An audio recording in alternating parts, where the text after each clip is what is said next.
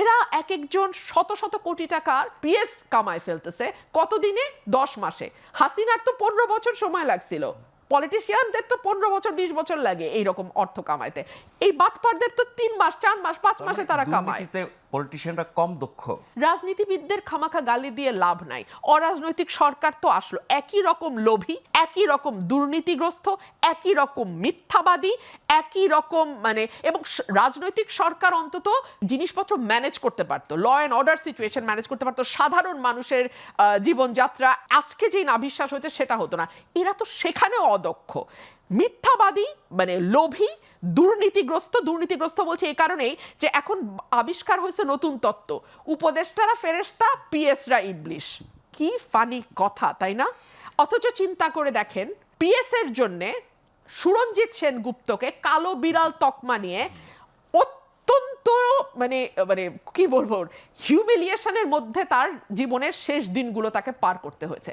তখন কিন্তু বাংলাদেশের জনগণ তাকে ক্ষমা করে নাই। আর আজকে এইসব উপদেষ্টা যাদের কোনো রকম পলিটিক্যাল ব্যাকগ্রাউন্ড, ফ্যামিলি ব্যাকগ্রাউন্ড কিছু নাই, এরা এক একজন শত শত কোটি টাকার পিএস কামায় ফেলতেছে কতদিনে?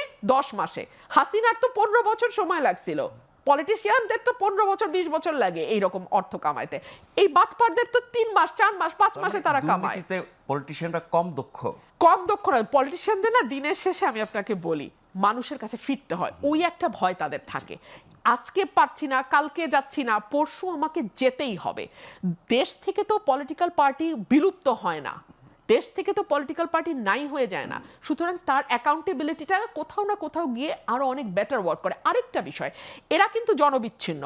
এরা এখন আসছে বাংলাদেশে, দুদিন পর চলে যাবে আমেরিকা, চলে যাবে লন্ডন, চলে যাবে সিঙ্গাপুর। আপনি এদের টিকিও খুঁজে পাবেন না। কিন্তু আমাদের তো ভাই যাওয়ার জায়গা নাই। পলিটিশিয়ানদের তো পালিয়ে যান, দেখলাম তো আমরা। আবার ফিরে তো এদের তো আর ফিরার দায় নাই, তার মানে রাজনীতিবিদদের যে দোষ নিয়ে আমরা সারা জীবন কথা বলি, এখন অরাজনীতিবিদদের একই অবস্থা দেখছি, তাহলে এটা কি আমাদের জাতিগত সমস্যা?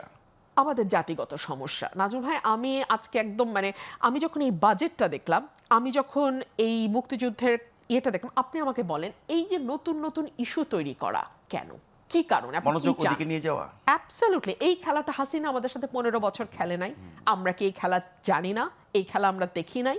যখন রাজনৈতিক দলগুলোর সঙ্গে আপনি দ্বিতীয় দফা বৈঠক করছেন ঐক্যমতে আসবার জন্য, তাই না? এবং এই ঐক্যমত থেকে যে সভা হলো, সেখান থেকে বেরিয়ে মাহমুদুর রহমান মান্না বললেন ওনারা হাসেন সুন্দর করে, কথাও সুন্দর বলেন, কিন্তু কোনো কনক্লুশনে ওনারা পৌঁছান না। কারণ কনক্লুশনে পৌঁছলে কোনো প্রশ্নের জবাব দেন না।